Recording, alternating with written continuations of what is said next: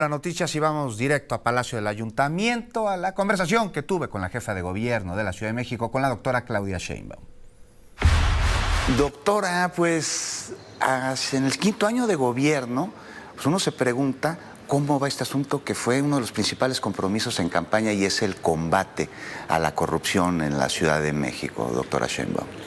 Pues he hecho un trabajo muy importante, tanto desde la Contraloría y sobre todo desde la Fiscalía General de Justicia de la Ciudad de México. Desde el primer año que entramos al gobierno, se presentaron varias carpetas o denuncias que abrieron carpetas de investigación sobre funcionarios de la anterior administración que habían cometido ilícitos. Varios de ellos inclusive están privados de su libertad. Algunos de ellos han solicitado ahora regresar recursos para poder, con las salidas alternas. ¿Y cómo ve esto, una retribución del daño que causaron al erario? Exactamente. O sea, lo esencial es que reconozcan que hubo corrupción y que regresen al erario lo que se robaron. Y ahora pues todo el tema de la corrupción inmobiliaria de Benito Juárez, que realmente es una tragedia que ocurrió durante varios años en la Ciudad de México y que se tradujo en edificios que violan el uso de suelo a cambio de departamentos, de dinero, de prebendas, y que afectan muchísimo a la ciudadanía porque representan agua, tránsito vehicular. Entonces, y todo eso, la investigación de la Fiscalía, la verdad, es muy profunda y pues hay varias personas privadas de su libertad. Doctora, este problema enorme de la corrupción, ¿usted considera que cuando llegó al gobierno de la Ciudad de México se trataba de un problema sistémico? Totalmente. Totalmente. ¿Cómo erradicar este problema sistémico? Pues primero con personas honestas. ¿Sí? O sea, porque cuando el jefe de gobierno no es honesto, pues todo lo demás hacia abajo se mina. Y en este caso, pues es desde arriba implementar no solamente una ética distinta, sino revisiones permanentes a través de Contraloría, de Secretaría de Finanzas, que te permitan ver hacia dónde están los recursos. Y la otra muy importante es, a ver, antes no había becas universales para niños y niñas, no había la inversión que traemos ahora en el metro, no había la inversión que hay en agua potable, no había la inversión que hay en movilidad en distintas áreas, en lo que tiene que ver con el mantenimiento general de la ciudad, pavimentación, camellones, parques públicos. Y tenemos realmente muy pocos recursos adicionales de los que había en 2018 porque vivimos la crisis de la pandemia en donde disminuyeron los ingresos. Y la pregunta es, ¿y entonces dónde se iban los recursos antes? Exactamente, es lo que nos preguntamos mucho, pero yo me dice que algunos los quieren regresar, algo que está bueno. Doctora, habla usted sobre las becas. Sí. Acaban de dar información sobre Los Pilares, que es un lugar bien bonito para visitar en la Ciudad de México, sobre todo ver cómo los vecinos de las zonas hacen comunidad. Pero ¿qué va a pasar con estos programas, con las becas, con Los Pilares en un futuro? ¿Qué tal que llega otra administración y no le gusta, no le parece? Y pues es un legado por parte de esta administración. Pues en las becas de niños y niñas, se llaman becas del bienestar para niños y niñas, mi beca para empezar, que es universal para todos los que van de preescolar a secundaria en escuela pública, ya está en la Constitución. Entonces tendrían que cambiar la Constitución para retirarlo y no creo que la gente lo permitiera. El programa de Mejor Escuela, La Escuela es Nuestra, que inició en la ciudad y después el presidente lo conoció y se lo llevó a todo el país, que es dar recursos a los padres y madres de familia para el mantenimiento de las escuelas, también ya está en la Constitución. Ayer se aprobó una ley, una reforma a la Ley de Educación, que establece una estructura para los pilares.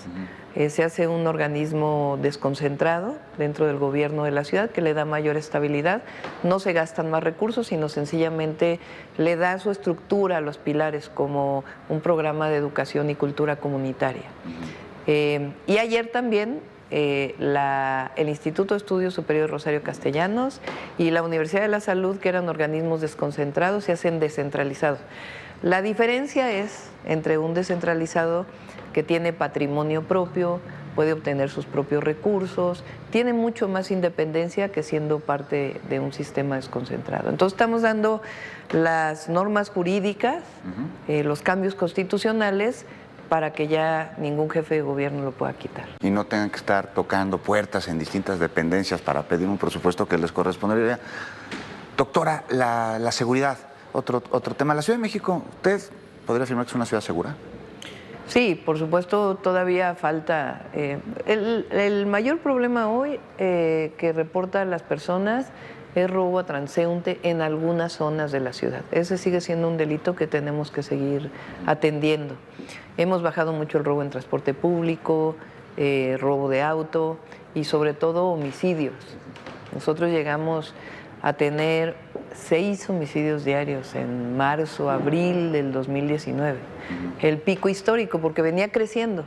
Del 2015 al 2019, a principios del 2019, era un crecimiento prácticamente exponencial. En 4 años se pasó de 2 homicidios a 6 homicidios diarios. Y ahora regresamos a 2 homicidios diarios. En algunos meses inclusive menos de 2.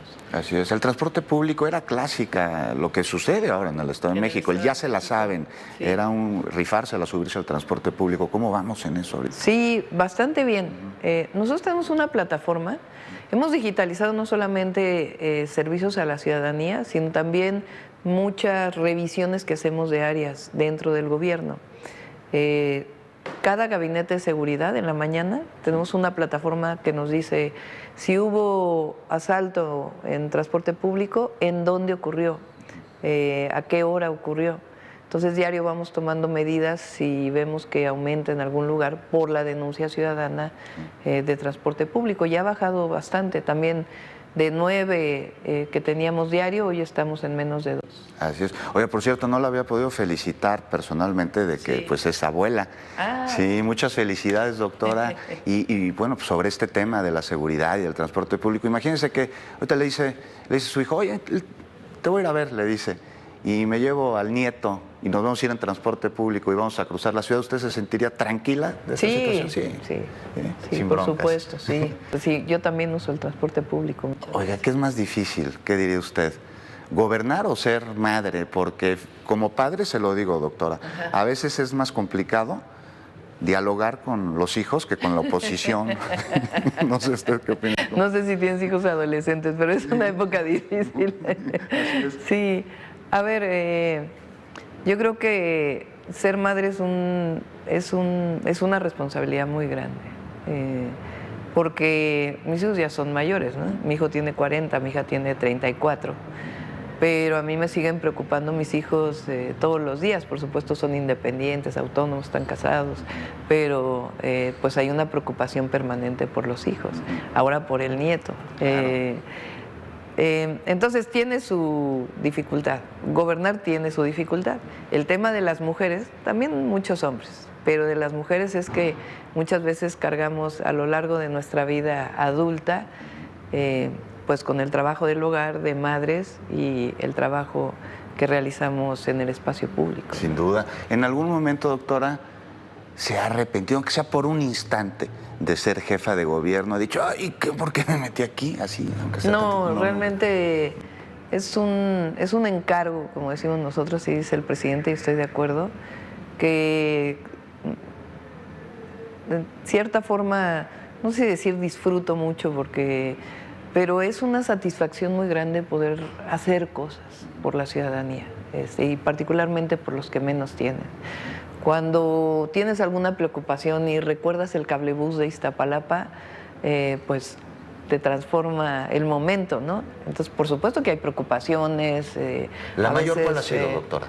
Yo creo que la pandemia. La pandemia. La pandemia, los momentos más difíciles de la pandemia, no sé si fue segunda, tercera ola, en diciembre del 2020 al 21, fue muy difícil. Esa época fue muy, muy compleja. Mucha gente enfermaba, ya estaba prácticamente al punto de la saturación en los hospitales. 17 de diciembre, me acuerdo de la fecha cuando se decreta la fase. Sí, la fase, el semáforo rojo nuevamente, sí. Exactamente. Sí, terrible situación. Doctora, ¿y cuál considera usted que sería de los muchos proyectos del gobierno de la Ciudad de México el gran legado de esta administración? Pues puedo hablar quizá de varios legados, ¿no? A ver, educación, por supuesto, es uno. Las universidades públicas que por supuesto la beca universal, las prepas, pero a mí lo que me genera mucho orgullo son las dos universidades, la Universidad de la Salud y la Rosario Castellanos, porque toda mi vida yo he luchado por el derecho a la educación pública y particularmente la educación superior. Es muy frustrante para un joven que quiera entrar a una universidad pública, que no haya el espacio y que tenga que pagar por una universidad privada cuando no tiene los recursos económicos.